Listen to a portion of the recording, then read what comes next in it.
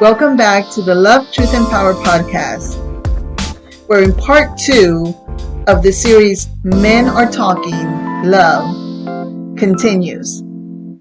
Thanks for joining us. Let's get into it. What is the one thing you thought that marriage would be that ended up not being true, and how did you deal with it? Easy. Yeah, easy. I mean, good answer. And when people would say that marriage is is not easy, I didn't get it. I was like, yeah, y'all must just be doing it wrong. I don't know. Yeah.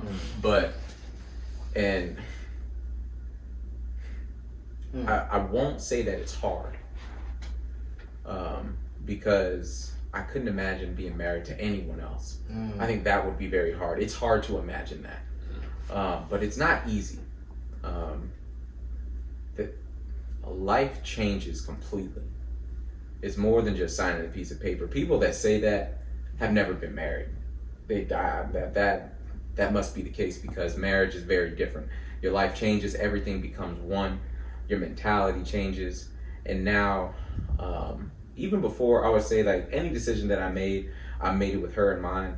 But now that I realize every decision that I make now, it very really and truly affects her. It does. Before, I kept her in mind, but decisions that I made didn't necessarily affect her so much. But financially, every decision I make affects her. Career-wise, every decision that I make affects her. And I was a very selfish person. I was young, and I had, like, this is what I need to do for these reasons. And now my reasons have doubled. I need to consult with her on absolutely everything that I do. And that was very difficult for me to do in the beginning. But the transition was easy because she reciprocates that. There's never a decision that we make without each other. So I would say I thought it would be easy, but it's not hard. It's not hard. Excellent answer. I like that. Isaac, speak to me. It's hard for me to answer that question in a way that would probably be effective for the audience, because my wife was 16. She's 2 years younger than me. So I was 19, so she was like about to turn 17, I think, right? And her dad had kicked her out the house. We had a little girl, and it was just a no-brainer. I don't even think either of us thought. I just know that I wanted to be there for my child because my biological father wasn't there for me. I knew that much. And I remember telling my dad this, and all y'all met my dad. Absolutely. You know what I'm saying? And so when I was telling my dad, I said, you want to go to college? I said, nah, I'm joining the Army because I got a child to take care of. And we're going to get married, and then we'll figure out the rest. And that was literally the conversation. So, I mean, I didn't. I just knew that I had to take care of her. And so it's hard for me to answer that question any other way. I love it, bro. I love it. Ask that question again. No, I'm sorry. No, you're fine. You're fine. Because I had a thought in my mind, but when I was listening to him, it What kind of question is that? As a young man, what is the one thing that you thought marriage would be like, but didn't turn out to be true? Okay. And how did you handle it? Okay, I got it. This is the thing. From the way I was brought up and everything, it was that the man is the head of the household, which is still true, of course. But it was my way. This is what's going to happen. Yeah, I'm going to listen to you. You know what I'm saying? But it's my way. This is what's going to happen. You know what I'm saying? That's the way I was brought up. You know what I'm saying? And I was brought up where, you know what I mean, you can ask me something, but I don't mean I'm going to answer it. You know what I mean? And what I say goes, kind of, sort of. But as I've been in this marriage with my wife, I've learned to, like you said, you know what I mean, when making decisions, you know what I mean, she needs to be involved, 50-50. It can't be no 80-20, 30-40, whatever you want to, 60-40, whatever you want to say. It has to be 50-50. But I gotta talk to my wife first. You know what I mean? And consult her, you know what I mean, with everything. You know what I'm saying? Because like you said, everything that we do and say affects her. You know what I mean? Just like everything she do and say affects me. You know what I'm saying? And I had to learn that. You know what I mean? And I've learned it, and I'm glad I learned it. And I use it as much as I can, because I may mess it up a little bit here and there, but I'm learning. You know what I'm saying? I'm not gonna say that I know everything, because I don't. I'm gonna say that I'm still learning. You know what I mean? God ain't done with me yet. So that's my thing. That's my take. Now, because I can talk. You know me. I can talk all day long. So I'm gonna let somebody else go. Thank you, sir. Keep that part in there. Lawrence, talk to me. Indeed. Well, generally my perspective of marriage, how I pictured it at the time, was going to be all one-sided. I thought, as a man, I know I have to be a provider. I have to provide for my family. I have to figure out what to do in cases for emergencies, all this type of stuff, financial, everything. It's all got to be on my plate. And I'm going to take all that burden. I don't want my wife to have to worry about that. That was my mindset. Me, take care of the family, boom. But as I realized, in us growing and being married, and us growing together as well, that it's not just me. It's a legit partnership. She's your helpmeet. Exactly. My support, my backbone.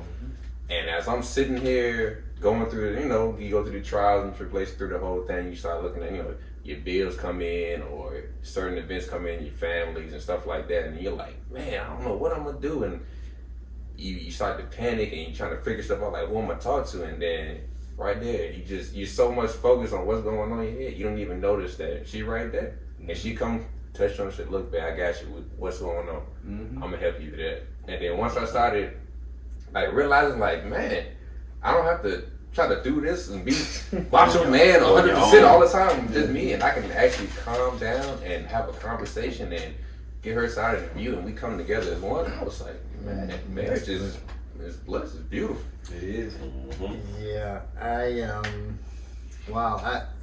and I'll speak the truth, dealing with the podcast in the segment. I think one of the things for me is that before I got married, relationships were easy for me.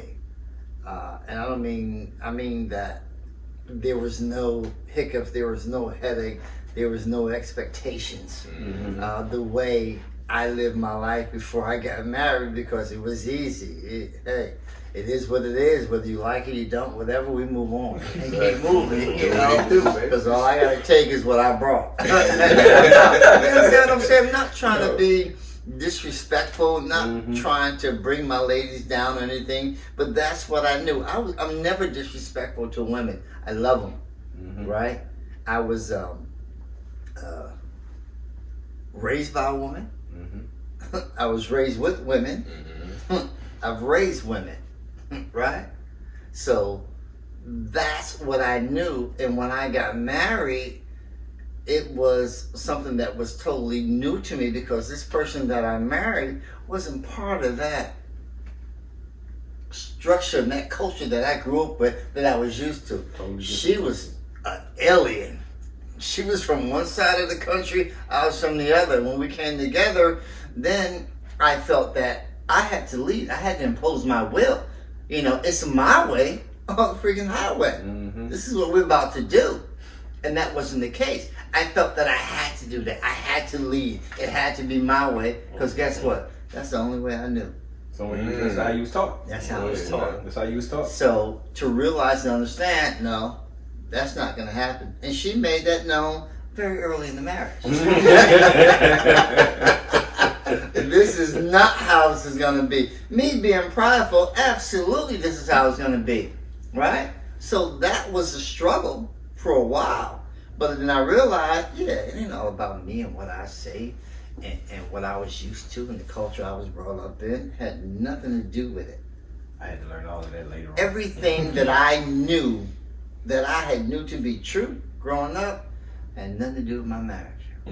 Absolutely nothing. I am picking up beans out the grass, trying to figure out what this thing is. That makes sense. Absolutely, brothers. You know, and to be where I'm at today, and oh man, I'm blessed. I'm blessed. But we're gonna move on to the next question, and this is gonna hit probably a little deep. So, wow, you hear a lot about social media in the news, how men degrade women, disrespect them, take advantage of their vulnerabilities.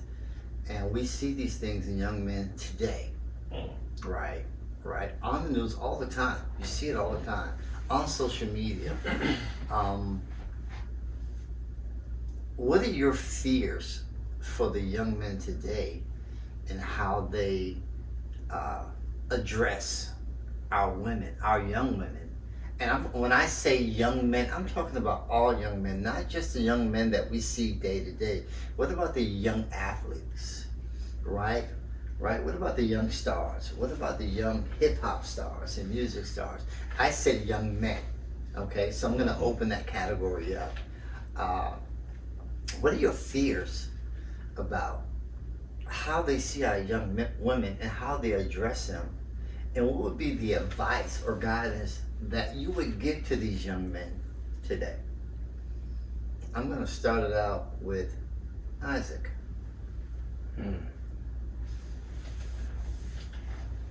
One of my fears is that we have a society of grown males, not grown men. A lot of these young gentlemen that call themselves men, they're just grown males. It's a difference between a man and a male.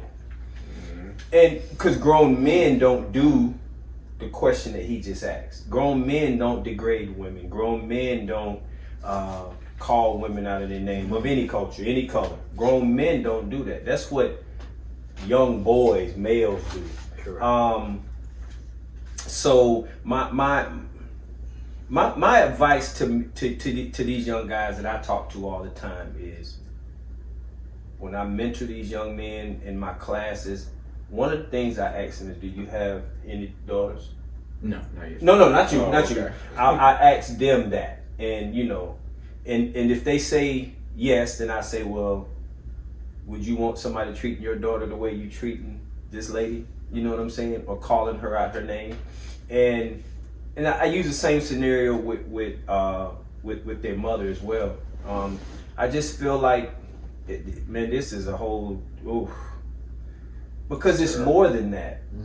Because it's a learned process. You know what I'm saying? Because I heard you say hip hop and these stars, they're taught. Well, it's taught, and our generation helped with what this generation is at, because we took what the last generation fought for, we just ran with it. And that's why, you know, so I can't get mad when I hear the songs that they play now, because we all listen to Snoop Dogg and you know, the Too Shorts, and that's what we grew up on, you know what I'm saying? And so my advice to them is read a book. And I say that by, you know, jokingly, but learn a better vocabulary, because it's more words out there that you can use to get your point across. And we have to uplift our women, and that's my advice. We have to uplift the women. Absolutely. If you don't uplift the women, you know, the world won't grow, man. Yeah. You know what I'm saying? Absolutely, brother. I appreciate that. And I'm gonna call on Eddie next for several different reasons, because you're in the court system, and you see your vision of what you see throughout the city, throughout the communities, and the disturbances that are taking place out here, and the atrocities to our women. So if you could speak to that, that would be so helpful, bro. No, it's scary. It truly is scary. Like, I see like pure evil in people and how they treat women. and it's something that I cannot understand. And the only way that I can rationalize it is you treat women as though you hate them because you must hate yourself. Because there's no way that a man can treat a woman that way. That's what I see. I do not understand it. And a lot of times they'll point the finger at the woman and say, well, they did X, Y, and Z. Actually, there's a case where a man murdered his wife. It's not my case, but he murdered his wife because she admitted she cheated on him, and she was gonna leave him. So he murdered her, and he said it's okay because she cheated. And that's an extreme. Yeah. But like lower level stuff is where they might smack her around a bit. You know what I mean? They might degrade her. They might abuse her emotionally. My thing is if you're so willing to point the finger at them for what they've done to you, if a woman brings evil out of you, then leave. Absolutely. Then leave. She's not for you. You know what I mean? Then leave, and then seek help, because evil should not be brought out of you. You're gonna have to deal with that too, and it is scary. It is scary, and it is oh so common.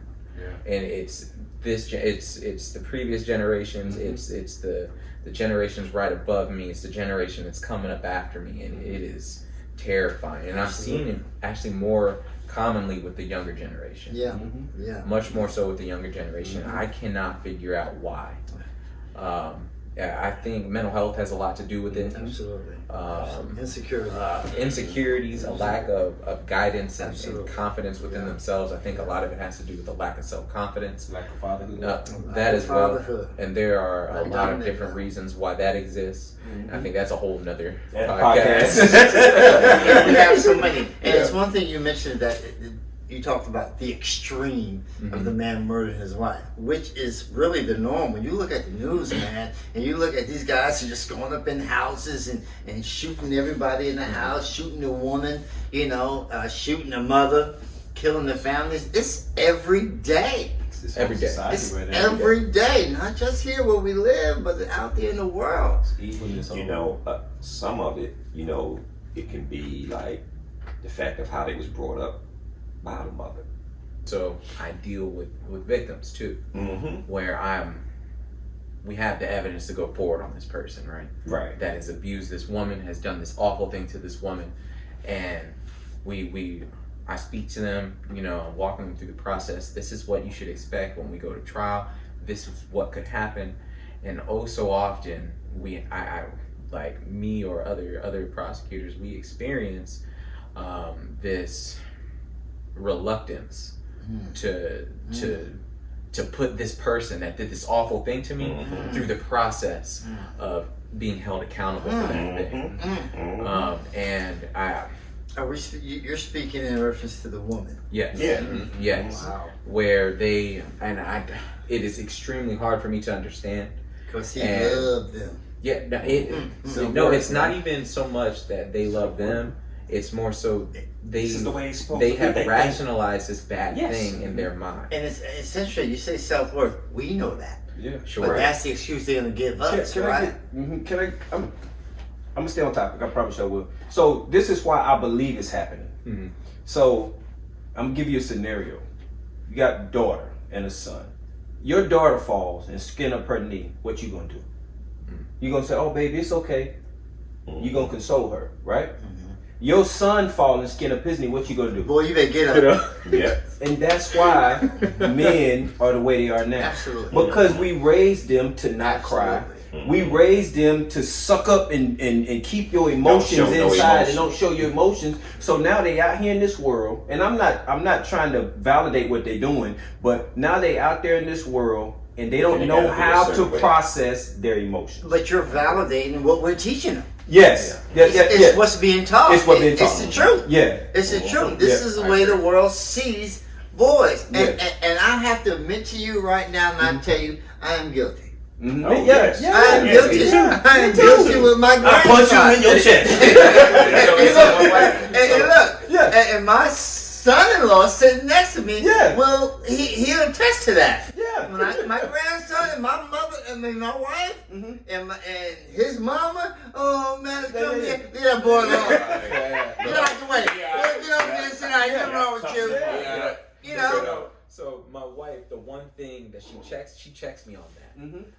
like right now, my son is afraid of the dark. Mm-hmm. Right. That's okay. My son was too. Yeah, no, and at first when the lights went off, he was like, "I'm scared." I was like, "You ain't scared. It's all right." You know what I mean? I was like, "Ain't nothing in the dark. You're not afraid of nothing." And my wife was like, "Oh no, he has fears. Mm-hmm. Your job isn't to make him not be afraid of anything. It's to teach him how to overcome those fears." You know what I mean? Like, yeah, and that's just something. Another reason why it's a whole nother incredible. topic. Yeah. Talk to me, Lawrence. Man, honestly, I feel like the biggest issue that most of the young men come up in this world is the pure lack of mentorship. Yeah. And having fathers or any type of positive male figure involved into their life. So therefore, when it comes time for, and then to show them how to actually approach a woman, how to acknowledge a woman for who she is, and identify that she's not an object. This is a human being. She deserves dignity and respect that you would give to your next man or your homeboy or whoever, the guy you're trying to get a job for. They deserve that same respect. So at the end of the day, it's supposed to be all love in the world anyway. Man. But you know what? The thing is, the problem is that, or one of the problems, is that they don't know how to talk. That's true. They don't know how to talk to a woman. That's what I think. There are two things I wanted to say before we change topics. I don't know if you were about to or not. But the first one, to address what you said, was the one thing that I have been very cognizant of is how I speak to my wife. At all times, but especially in front of myself. We could be in a full-blown argument. Absolutely. A full-blown argument, and we're having a discussion just like this. Absolutely. Because there's no reason why he should ever see me angry at her. Anger is a normal emotion, and he will learn that on his own. When Daddy see, I do. Yeah. I'm guilty. And one day he will grow up and realize that when I was having these discussions with her, I was angry. And if I communicate this way when I'm angry, then that's how you communicate when you're angry. Absolutely. So good assessment. that was the first thing. The second thing is to go back about, I said when the victims of these kids, I know I'm going a little bit back on this. I just want to make sure I clarify what I was trying to say, that they are hesitant to hold these men accountable.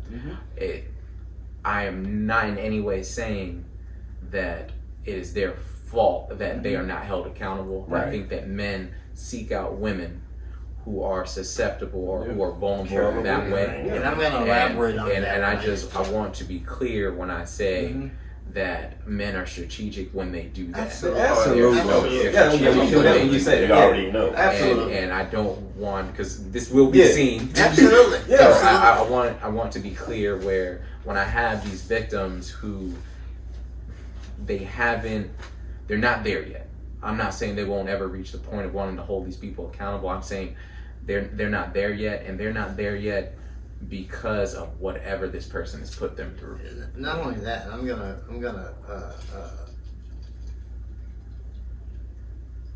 address some of what you're talking about from my perspective, so we understand. Is that there's not that male figure in the house, right? That male figure to talk to their daughter so they understand and they can see what it looks like and how it is to treat a woman, right? That good male figure. And I'll say it, a lot of the young black households are being raised by women. Single women. Right? And again, and I'll share briefly, when I see young men, and the advice that I want to give to them is that stop being so angry, because you're angry, and the only people that you see that's vulnerable to you are women. You ain't gonna take the anger out on no man. No, you ain't bringing that noise to me, because you're gonna get scuffed, right? So when you find that person that you sense that is vulnerable to you, that's where you focus your emotion, right? That's where your drive goes to, because this is a person that you really want to control. That's really what it's about. And again, I'm going to speak to this, and the message to them is that, man, all I can say is to get help. When I see young men out there, but I got to do my part, right? Right now, I got to do my part with these young men, because we see them. Yeah. And the reason why I say that is because I got daughters, right? And the most important thing to me is for my daughters is that I need you to recognize some things. Mm-hmm. And we need to have that communication to where you talk to me. Because what you don't see, guess who do see it? Moi. That's right. Mm-hmm. I see it from a perspective. He already see it, Mac. You already know that. No, I had a question. Yeah. Go ahead, bro. No, Go ahead. when you finish, All right. finish. But I need to know what's going on with my daughters, right? It's I've been blessed for them to have good men in their life. It's a blessing, bro. Trust me, man. It's a challenge. Mm-hmm. I worry, right, about my kids. Mhm. That's my biggest concern. That's my wife's biggest concern. Is that we're worried about our kids. That's for me. Because me, I'll let you know up front and tell the world. I'll give my life for mine. You're not going to abuse my child, ever. Mm-hmm. And I know about it. Okay? Mm-hmm. But we need for these young women to understand. They need to be taught and understand that abuse is abuse. What's the difference between abuse and love? And it's not always physical. And it's not always It's not physical. always physical. Because the mental is worse. Yes. It is. Right? It is. It's A lot of times you don't even worse. know what's happening. It's worse. Because if I control you here, Yeah. I don't care what my father said. Right? Mhm. If I control you here, I don't care what my father said. I'm going here. This is where I'm at. Right? Yeah. So it's about really for me, and I'm diverting from the men and the perspective because I have daughters. But it's about the communication with your child. Your child has to be able to talk to you, right? Your daughter has to be able to talk to you. About anything. Anything, man. That's taught at a young age too. Anything. And that's from here. You know, man, we're talking about men. The question, right? Correct. Okay, so I heard you talking, and so it's based off of something that you said that you have to do your part. So I teach a fatherhood development course with my brother's keeper, Greater Richmond, right? And I'm one of 6 directors. And so we get men that come from Henrico County courts, Richmond County courts, and these men come to us from the courts, send them to us for various reasons. You know what I'm saying? Various reasons, all kind of stuff. And they have to go through this 12-week, 24/7 dad course that we put them. I have a curriculum, we have a curriculum and everything. I said all of that to say, most of these men that sit in these classes is who y'all talking about. And most of them didn't have father figures. All of them don't know how to express themselves. You know what I'm saying? And you get the same thing. She crazy. And I was telling you, it's absolutely impossible for her to be wrong all the time. And then, it's just, in a lot of them, that's why I say it's a difference between male and men, because some of them are helpless. I had a young lady call me trying to, asking me about her boyfriend and his place in the class, and I'm like, why is he not calling me? Like, why are you doing? She said, I've been on the phone all day, and my question to her was, why? He's a grown man. Have him call me and come to me because he missed class. Well, he missed class and he want to know. No, have him call me. And it's a lot of that, So yeah. Absolutely. Yeah. Okay, we're going to move on to the next one. As men, what is your biggest concern for your daughters, your sisters, your mothers? We'll start with you, Lawrence. Talk to me.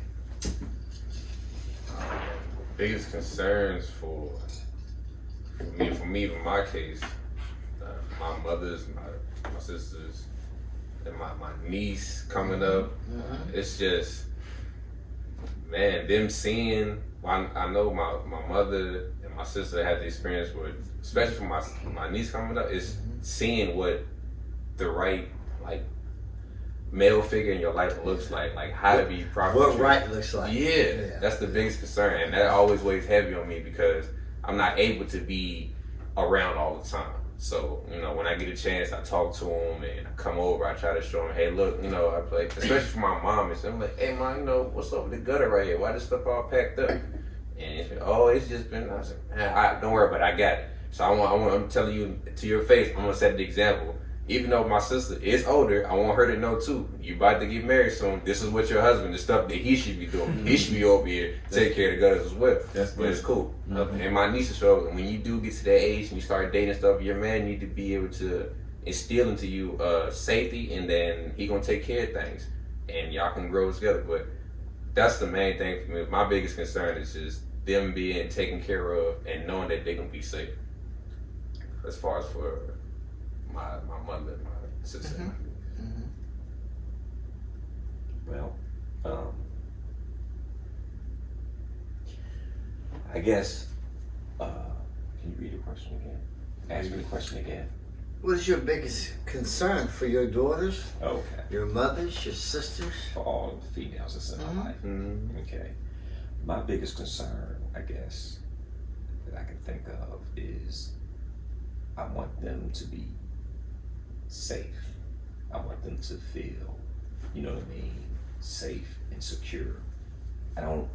My concern is I want them to, if they be in a relationship, and I'm speaking mainly to my daughters, you know what I mean, that they have enough independency to not have to depend on a man for certain things. You know, when I say, and I do say, I stress on certain things because, you know, I think everyone needs someone. You know what I mean? You don't want to go through life alone. You don't want to be, you know, live alone, especially as you get older. So I just hope and pray that they have enough self-worth, you know what I mean, not to settle for someone that's going to be abusive, whether it's physical or mental. You know what I mean? And only she would know, you know what I'm saying, what level that would be on. You know what I mean? Because, you know, a man is only going to do what you allow them to do. You know what I mean? That's all they're going to do. You know what I mean? They're not going to, you know, so if you're not allowing somebody to treat you a certain way, you know what I mean, as far as negative or whatever, then they're not going to do it. They may try it.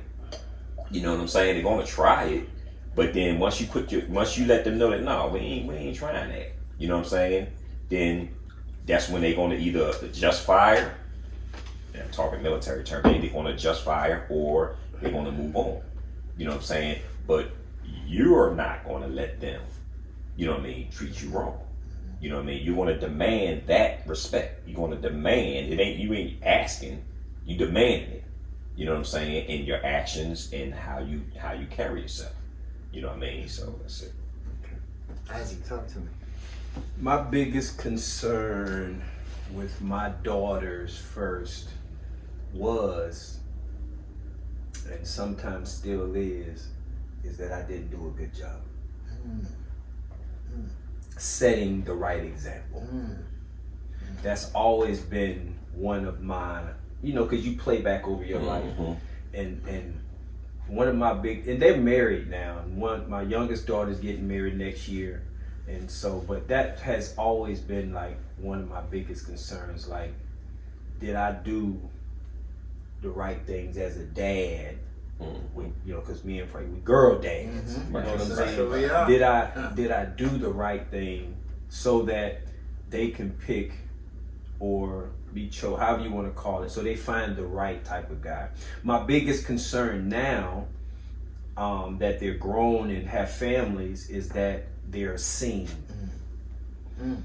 not based off of what society sees them. That they're seen because they're smart in the community. Absolutely. Brianna's in law school, that she's seen and not just looked at as just another woman. You know what I'm saying? Absolutely. That Rachel is seen, and that's my concern now, that society sees them for what they are worth, and that they believe like what we've taught them coming up from all of the uncles that they got around, that you are worth something. That's my biggest concern, that they forget.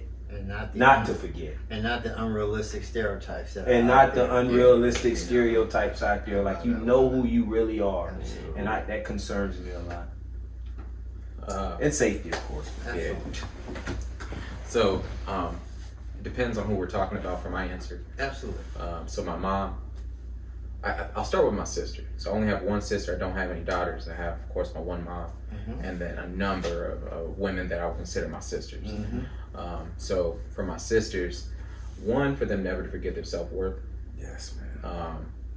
Because oftentimes they may find themselves in situations where they forget, and a bad situation gets worse because they forget how valuable they are. Yes.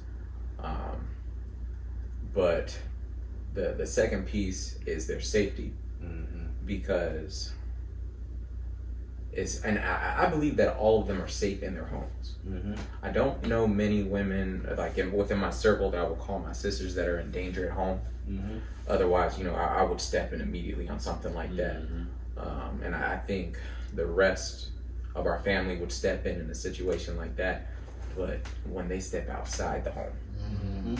we live in not just a country but a world that Black women are disenfranchised and targeted the most out of all groups of people. Absolutely. That's a true assessment. All groups of people. Mm-hmm.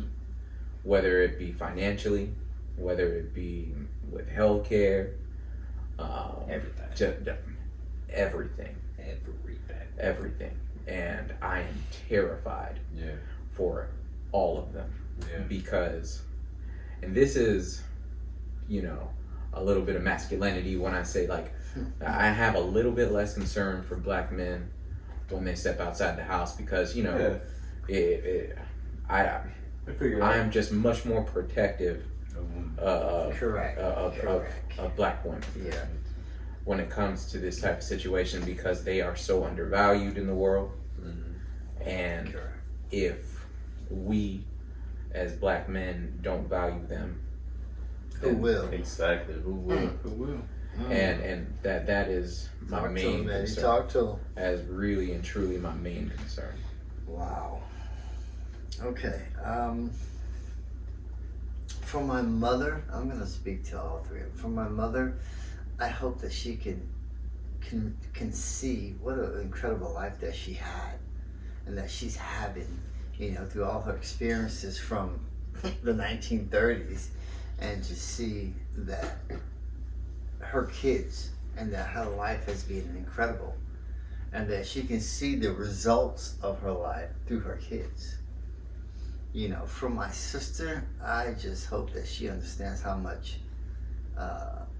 we love her, and that I want her to see what an incredible job, and this is another podcast that she did with my nephew, her only child, another podcast.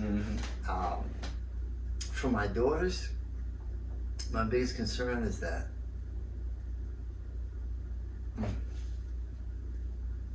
Go ahead, bro. Read it out.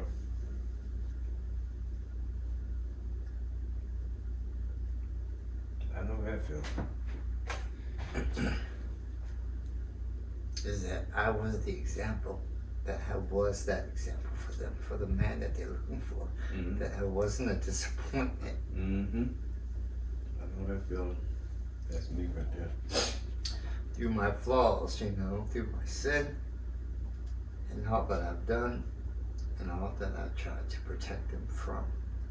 That in the end state, that they see their father as someone that they're looking for. Someone that they would want to spend the rest of their life with. If I can be that person, the example. And I know it wasn't me from the beginning. Through many trials and tribulations, we talk about the pressures, and there are things that we talked about raising our families, and being selfish and being prideful for the things that we want, and the things the way we think they should be, and overlooking our kids because they are kids, but not knowing that they're paying attention to us from day one. When they see us, they already know us. So I just hope that I wasn't a disappointment. That's me. And that I am that person that at this stage in my life that they're looking for. Right? That's good. Okay. That's good. So, what is the one thing you can change to make things better for women and ladies in your community? What is the one thing you would say that you can do to make things better? And we're almost on the last question. After this is the last question, but it's going to be a deep one. So, I think one thing that I could do is something that I saw my grandfathers and uncles do is pull up the next young man and teach him, whether he is mine or not, whether he looks like me or not. I think one thing I can do is be a better example, or continue to be a good example in the community, and not just walk past these brothers and not speak to them. That's great. Because if we teach them to be better to themselves, they'll be better to women. Absolutely. A lot of these brothers, Absolutely. you said Amen. something earlier that I didn't Amen. speak on. If we teach them, like you said, to be better to themselves, to value themselves, to think of themselves better than society tells them, better than what they see on the TV, if we teach them that they are the kings that God have made them to be, they'll be better to women. And they treat women the way they are because they don't value themselves. Treat them as the queens that they are. And I think, and I think what I can do better is be more accessible to those and get outside of my box and not just worry about the ones that's in my circle. Get outside your comfort zone. Yeah, and help, you know. See, that's one thing with me. I love to share. That's what I would do. I would, try to talk to young people when I see them doing certain things. I'm like, man, why? Don't So that's do the this. one Don't thing do you that. could change. That's the one thing I to can change address in my them. community. To Address them them and say, hey, with- man, this is the way it's supposed to be. You should be doing this, not that. You know what I mean? So Awesome. Talk to me, Lawrence. The one thing I can do to help the community. Honestly, it would be to speak with my peers. That's good. And That's let, great. and let them know, man, like Yeah. That's a good one. what's right from what's wrong, and let them know that I'm gonna lead to be an example, and y'all should follow to be not in my footsteps, but something similar or better than me. Right. That's to achieve higher. Like, I like that. this is how I'm treating my wife out here. This is the example of how it should be. You treat her with dignity, respect, and you carry that on, whether that be in your relationship with your girlfriend, or not even if you're in that type of relationship with your mother, your sister, your niece, your aunt, or whatever, grandma. All women deserve that dignity and respect. They put in a lot of hard work out here in the world, especially your mother, man. She gave you life. It's nowhere in the world I can even imagine doing anything to disrespect my mom, man. I can't see it. But that's big on me. Wow. Yeah. Yeah. That one thing. We always talk about it takes a village to raise a child. And also it takes a community to appreciate our women. I think the main thing for me is to be the example. Especially at this stage and where I'm at, we see all kind of things going on. We can talk about it all day long. We can podcast. We can do this. You gotta get out there and do it. We gotta get out there and do it. Who's gonna be the example? Who's gonna get involved? It's funny, I complain about a lot of things, and my wife is like, what you gonna do about it? Right? I complain all day long. What you gonna do about it? And she walk away. You're right. You're right. Don't talk about it unless you're gonna be about it. Right? So, that's the main thing for me, is to be the best example I can be and to engage. We have to engage them, man. We have to engage. It all starts with the young men. Yeah. Men are the head of the family, period. Right? It all starts with the men. And be the example of how a woman is supposed. And if you can't, and if they don't understand the example, then we teach it. This is what you're supposed to be doing. This is how this goes. This is how you love her. This is how you appreciate her. Right? Talk about it. We can talk about it. Right? We can talk. But we wasn't taught that, was we? No one taught us that. But it's something that's learned. And it's also through the grace of God. So I think your question was, how do we? Wait, what? Can you repeat it? What is the one thing that you can change to make things better for women and ladies in our community?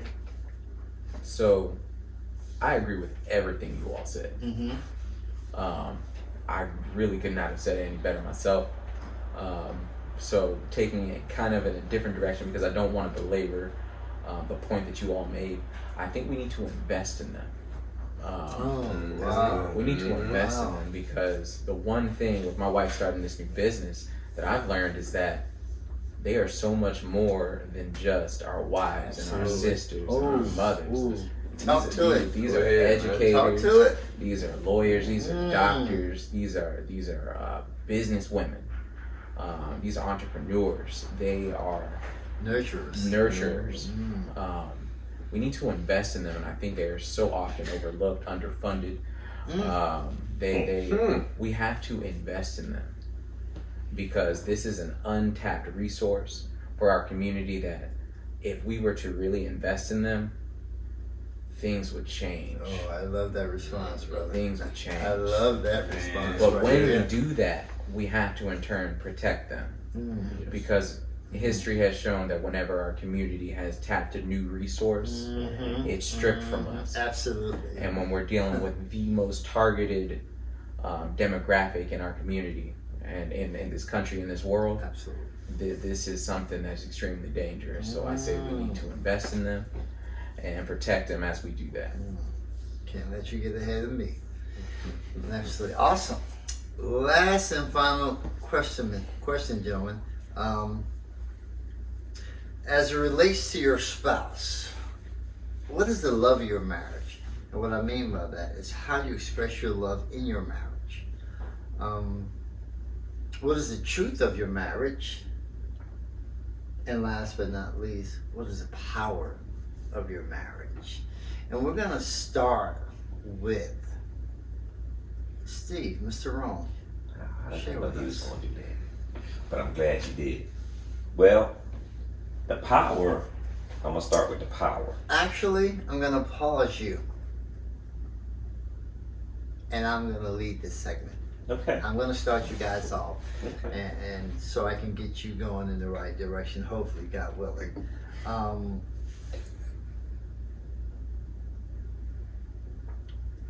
The love of my marriage, for me,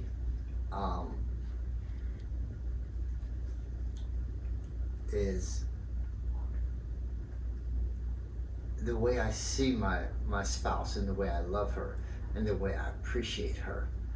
That builds the love in my marriage for her.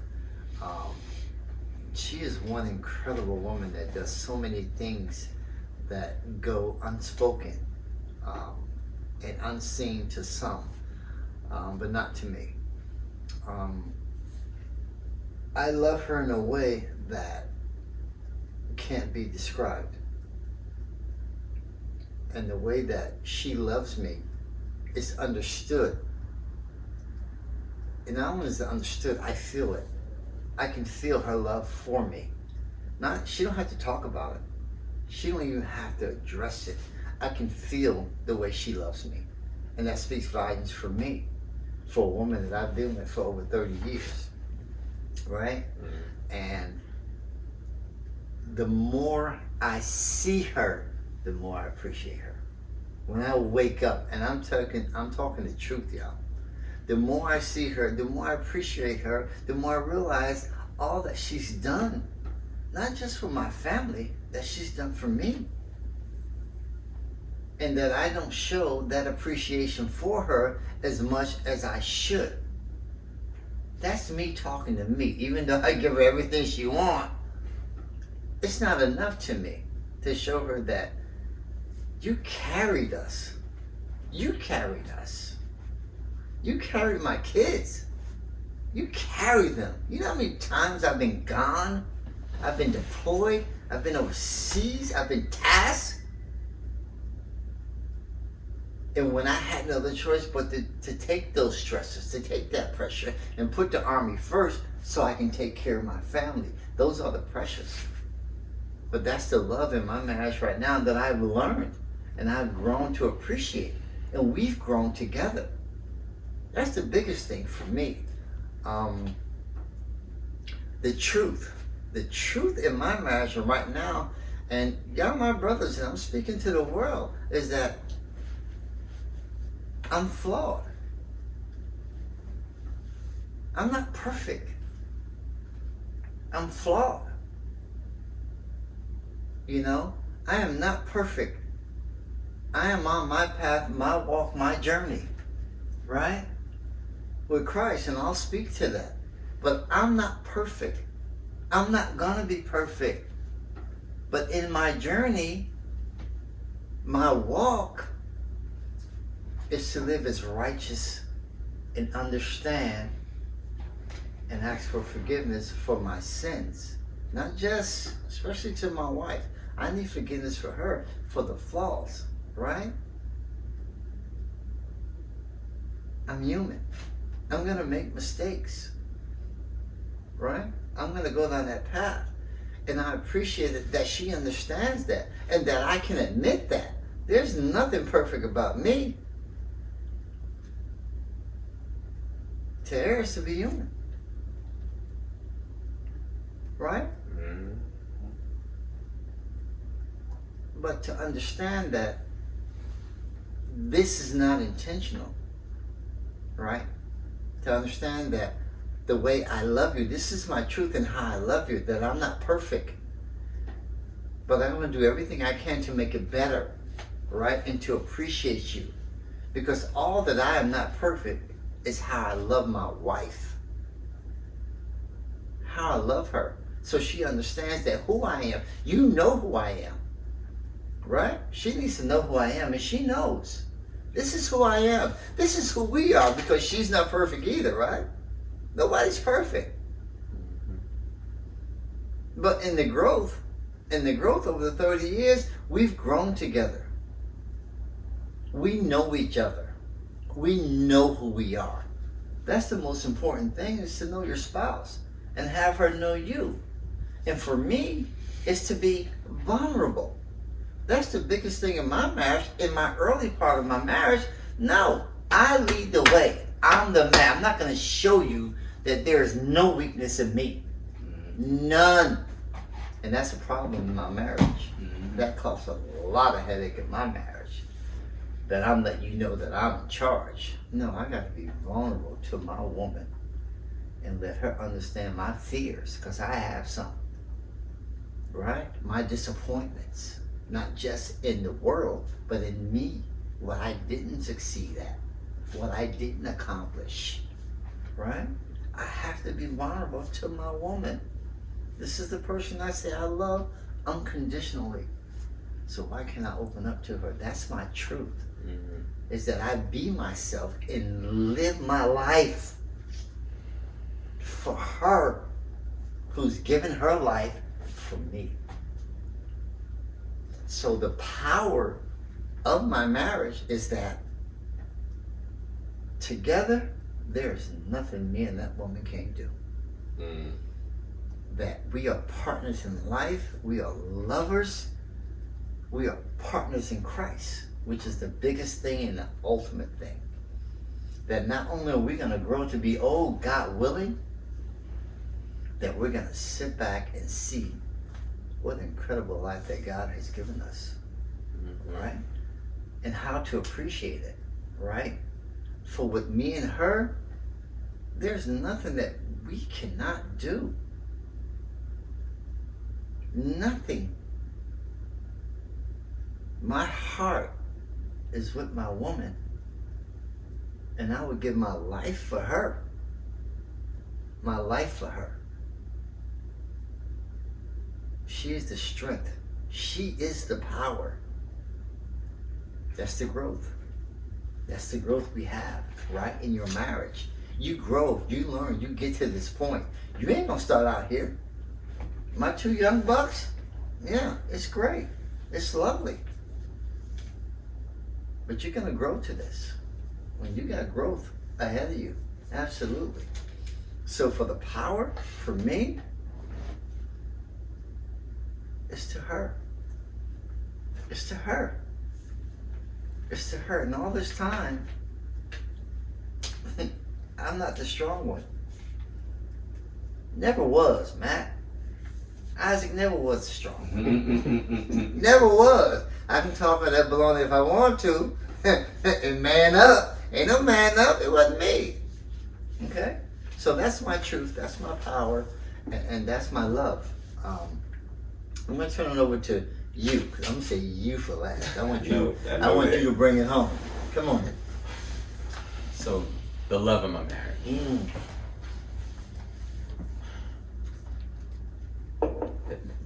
I've never heard a question like this before. Never, bro. Yeah. Never. Compliments of Ruth. Yeah, I Figured as much. yeah, I have no doubt about that.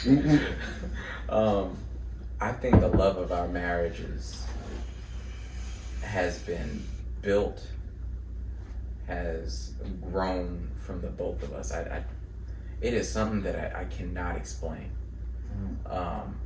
It is something that has turned into something that is indestructible. That no one, nothing can take it away. It is something like, if all else fails, the love of our marriage is there. We can be at each other's throats for whatever reason, and this thing that we have cultivated, that we've created, is I can't even put it into words. She is like all that is me. Without her, I honestly do not know. And some people may say this is unhealthy to think this way, but I am able to be vulnerable with her in a way where it is unhealthy to think any other way for me. That without her, I do not know who I am. She is my other half. That's good, dude. And I am perfectly okay with that. That's good. That's That's good. Yes, sir. I like it that good way. analogy. That's good analogy. I like it that way. The truth of my marriage is that I'm happy. I am truly happy. The truth of my marriage is that it isn't easy. And I said it before, it's not hard. And it's because of her. She makes life easy. She makes every day easier. Even when I don't think that there's a problem in our marriage, she is thinking of ways to avoid potential problems that do not exist.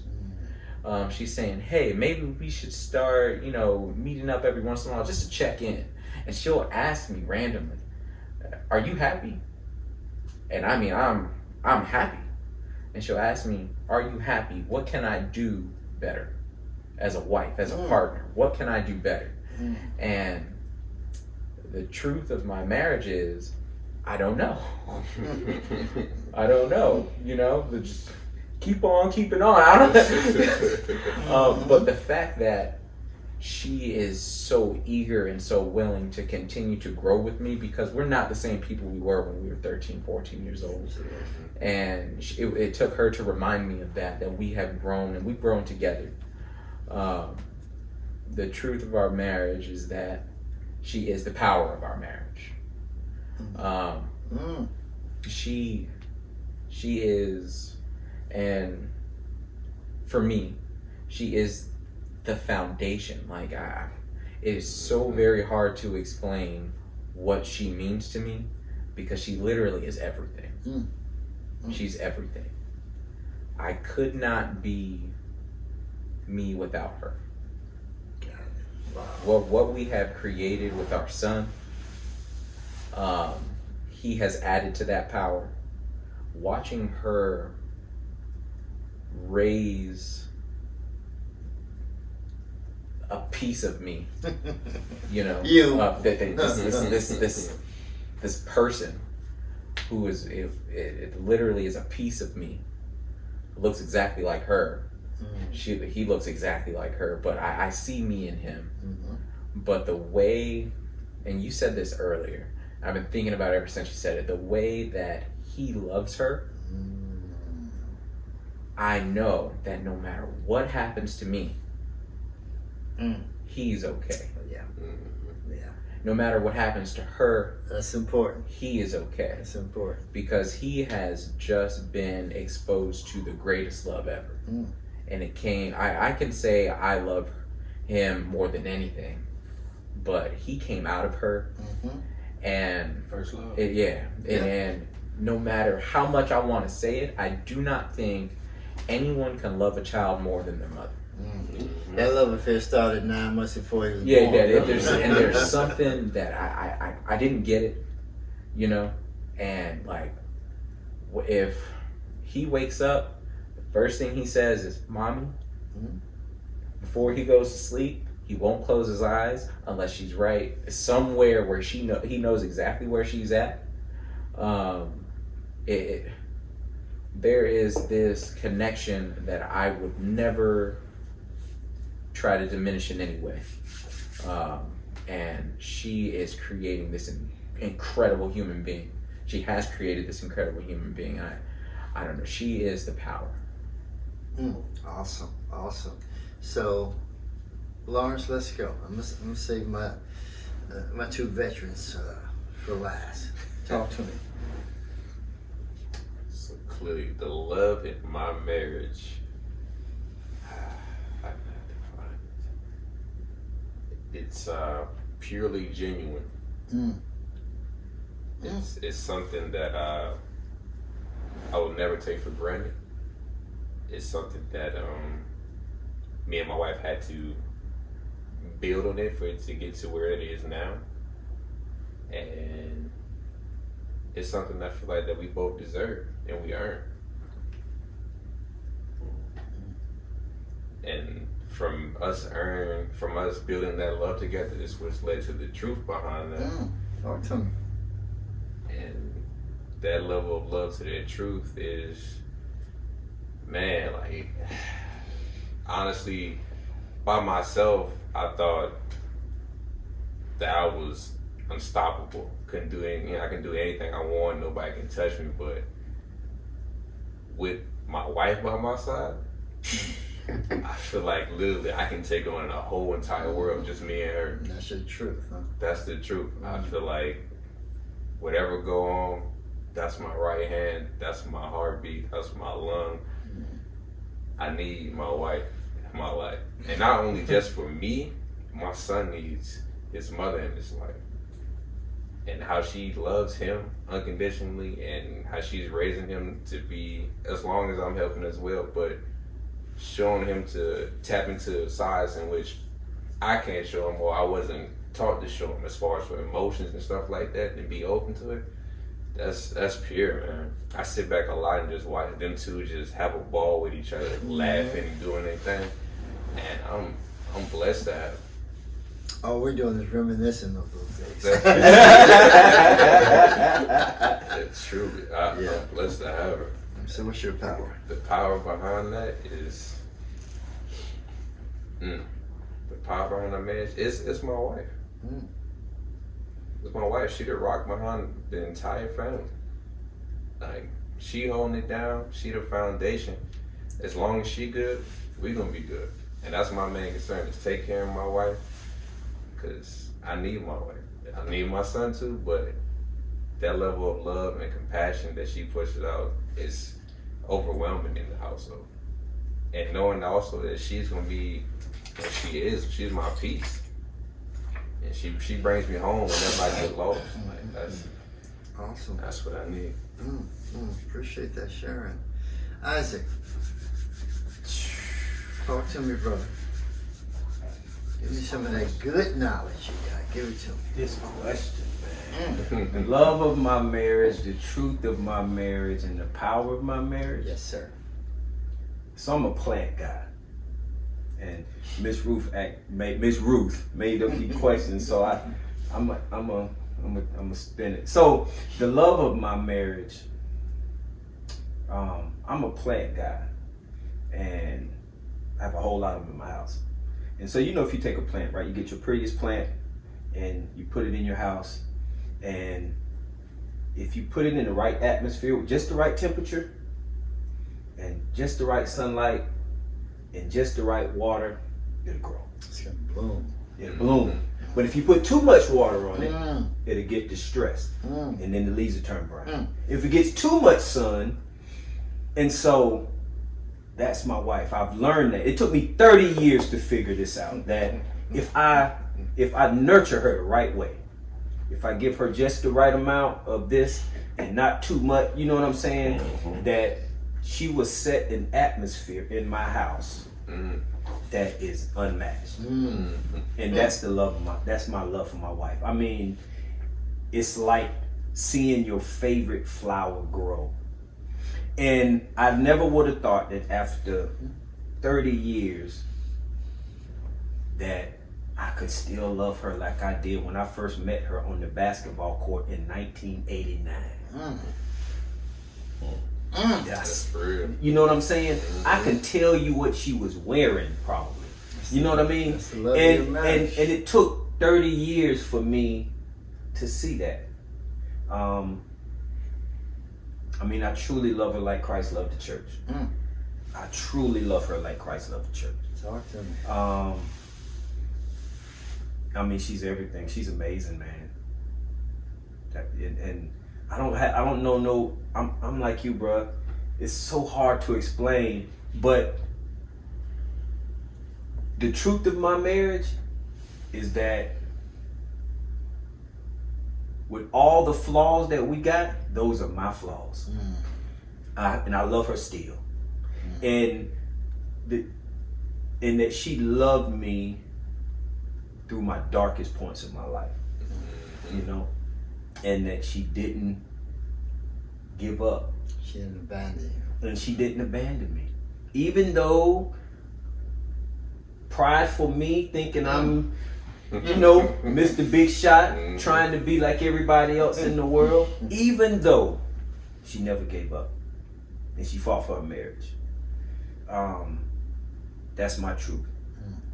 That I wish I would have knew at your age Absolutely. what I know now. Absolutely. That I wish that my truth is that I wish I had this at y'all's age. Absolutely.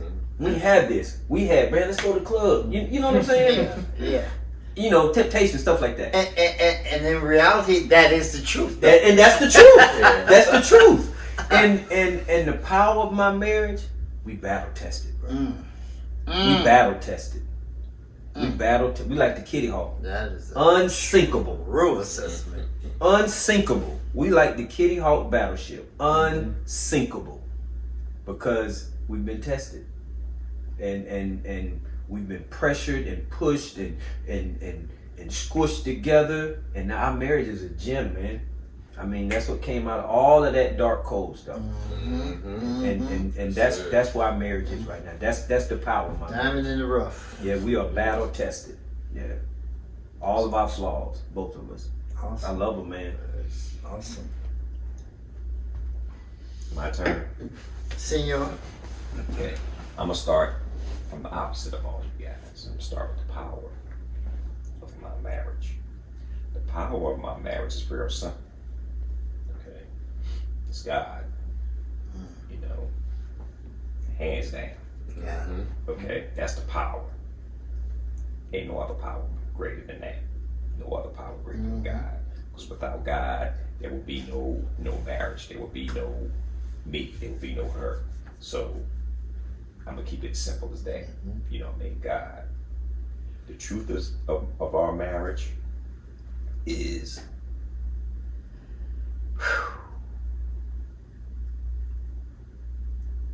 I think we're meant for each other. That's the truth. The truth is this woman is all I can say is I thank God for her. I prayed for her, you know what I mean, and God delivered. Simple as that. You know what I mean? The love of our marriage is that I love this woman and I know she loves me unconditionally. You know, I love her unconditionally. You know, this woman is just, she showed me a love that I have never seen before. That's good. From anybody. That's good. You know what I'm saying? She showed me a love, man, and I'll always, you know, love her for to the day I die. and I've told her this, you know what I mean, many times, that she genuinely loves me. And for me,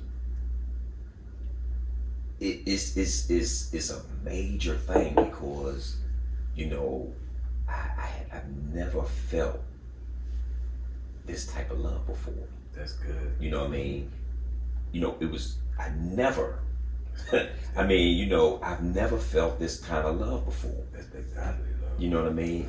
And that's why I said I'm gonna start with the power. Mm-hmm. You know what I mean? Because God is number one. God, everything we can sit here and talk about, you know what I mean, it starts with one person. You know what I mean? Not a person, but it starts with one thing. That's God. Mm-hmm. You know what I mean? And I wasn't a very religious type person. You know what I mean? But I've always felt, you know, close to God. So I'm gonna leave it short because I've been talking a lot tonight. Good, man. But that's it. Good. You know what I mean? It's just simple as that. That's God. good. That's good. You know what I mean? As simple as that. That's good. Awesome. That's all I have, bro. Yes, sir. Okay, so this concludes the 4th episode of Love, Truth, and Power, the resilience of the color of love. I truly would like to thank my panel, my brothers, for being vulnerable and opening up and sharing. Truly appreciate it. So I'll make one note to the panel. When this is aired, if you experience any domestic violence, call the hotline. Call the hotline. Don't call me. Thank you, everybody. Peace.